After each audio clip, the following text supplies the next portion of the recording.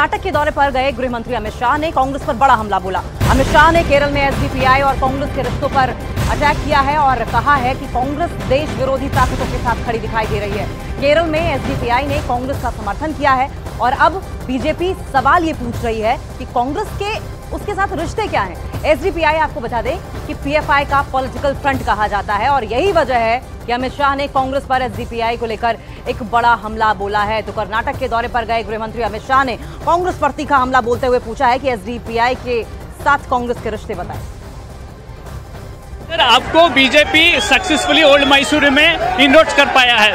सिर्फ ओल्ड मैसूर नहीं, हम पूरे कर्नाटक की सभी 28 सीटें भारतीय जनता पार्टी जेडीएस गठबंधन जीतेगा। पूरी कर्नाटक की जनता मोदी जी को तीसरी बार प्रधानमंत्री देखना चाहती है।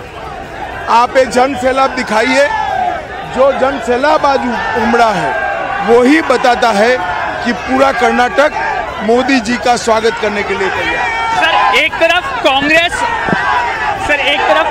अपनी गारंटियों के बारे में बात कर रहा है, पर मोदी की गारंटी ग्राउंड लेवल पर रेजोनेट हो रहा है। आपको क्राउड में काफी लोग बता रहे हैं कि सेंट्रल गवर्नमेंट स्कीम्स का वो कितने बेनिफिशियरीज हैं। कितना बड़ा मुद्दा होगा सर ये इलेक्शन में? देखिए, बहुत बड़ा मुद्दा बनने वाला है और मैं आपको बताता हूँ, मोदी जी ने करोड़ों लाभार्थियों को जो फायदा मिल दिया है वो जरूर इस बार मोदी जी को तीसरी बार चुनेगा। सर, और मेरा आखिरी प्रश्न सर, कांग्रेस को केरला में एसडीपीआई का सपोर्ट मिला है सर, ये क्या इंफर कर सकते हैं सर, ये एसडीपीआई सपोर्टिंग कांग्रेस इन केरला सर? देखिए, मुझे इसमें कोई आश्चर्य नहीं है। कांग्रेस आई वर्षों से सांप्रदायिक ताकतों का साथ लेकर देश विरोधी अभियानों का प्रच्छिन्न रूप से समर्थन कर रही है। एसडीपीआई का सपोर्ट लेने का मतलब ही होता है कि आप भारत की एकता और अखंडता में विश्वास नहीं करते। और एक और ब्रेकिंग न्यूज सामने आ रही है। ये बड़ी खबर है। उत्तर प्रदेश में समाजवादी पार्टी के नेता शिवपाल यादव ने बदायूं लोकसभा सीट से अपने बेटे आदित्य यादव को प्रत्याशी बनाने की मांग के साथ ही खुद भी चुनाव लड़ने का दावा किया है। शिवपाल यादव ने कहा कि जनता की मांग पर आदित्य का नाम बदायूं सीट के लिए भेजा जा रहा है।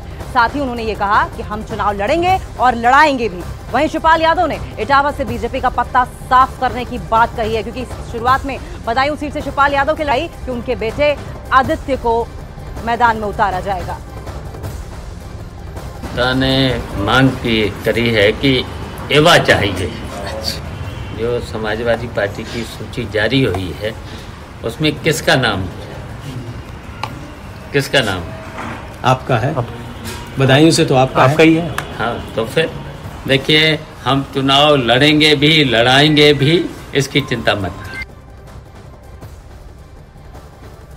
समाजवादी पार्टी के नेता शिवपाल यादव ने बदायूं लोकसभा सीट से अपने बेटे आदित्य यादव को प्रत्याशी बनाने की मांग के साथ ही खुद भी चुनाव लड़ने का दावा किया है। हालांकि बदायूं सीट से शिवपाल यादव के लड़ने की जानकारी सामने आ रही थी। शिवपाल यादव ने कहा कि जनता की मांग पर अब आदित्य यादव का नाम बदायूं सीट के लिए भेजा गया है। साथ ही उन्होंने ये कहा कि हम चुनाव लड़ेंगे भी और लड़वाएंगे। वहीं शिवपाल यादव ने इटावा से बीजेपी का पत्ता साफ करने की बात कही है। कॉन्फिडेंट नजर आ रहे हैं शिवपाल यादव और साफ तौर पर ये बड़ी चुनौती देते हुए बीजेपी को। दो तस्वीरें, बेटे के लिए बदायूं सीट की मांग, एक तरीके से पॉलिटिकल करियर अपने बेटे आदित्य यादव का सिक्योर करने की कोशिश शिवपाल यादव की ओर से की जा रही है। लेकिन एक बात यह भी साफ कर दी गई है कि भले मैं बदायूं सीट से चुनाव लड़ूं या ना लड़ूं, मैं किसी और सीट से चुनाव लड़ूंगा, यानी कि मैं अपने बेटे को चुनाव लड़वाऊंगा भी और खुद भी चुनाव लड़ूंगा। और वहीं शिवपाल यादव पर हमला करते हुए बीजेपी नेता संजीव बालियान ने कहा है कि जनता बताएगी कि किसका पत्ता साफ होगा और कौन पूरा साफ होगा। विपक्षी दल है, वो साफ करने की बात तो करेंगे, लेकिन ये तो जनता को तय करना है किसको साफ करेंगे और किसको हाफ करेंगे। तो मुझे तो ऐसा लगता है समाजवादी पार्टी को हाफ नहीं करेंगे, जनता साफ करेंगे।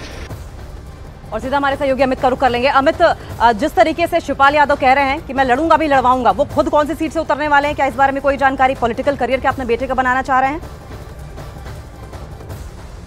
देखिए अंकिता, ये साफ था कि शिवपाल यादव अपने बेटे का पॉलिटिकल करियर बनाने के लिए पहले खुद का नाम अनाउंसमेंट कराया और उसके बाद बदायूं में जिस तरीके से उन्होंने डोर टू डोर कैंपेन किया, चुनावी सभाएं की और उन चुनावी सभाओं में डोर टू डोर कैंपेन में उन्होंने बदायूं की जनता, समाजवादी पार्टी के कार्यकर्ताओं को, पार्टी के कैडर को यह साफ संदेश दिया कि आदित्य वहाँ बदायूं से चुनाव लड़ेंगे। और आदित्य इस वक्त, जो न्यूज 18 इंडिया के पास जानकारी है, आदित्य इस वक्त बदायूं में पहुंच चुके हैं और वो थोड़ी देर बाद अपना चुनाव प्रचार की शुरुआत करेंगे। भले ही अभी तक अनाउंस नहीं हुआ टिकट से, लेकिन परिवार में बैठकर चर्चाएं इस बात पर हो गई थी, अखिलेश यादव से बातचीत हो गई थी और जाहिर तौर पे आदित्य का जो ऑफिशियल टिकट अनाउंसमेंट है वो भी थोड़ी देर में हो जाएगा, थोड़ी देर में या कुछ दिन में हो जाएगा। दूसरी बात आपको बताएं कि शिवपाल यादव का जिस तरीके से दावा है कि चुनाव लड़ूंगा और लड़वाऊंगा भी, तो शिवपाल यादव ने पहले ही ये इच्छा जाहिर कर दी थी कि वो चुनाव नहीं लड़ना चाहते हैं, वो चुनाव नहीं लड़ना चाहते। लेकिन अगर पार्टी का नेतृत्व,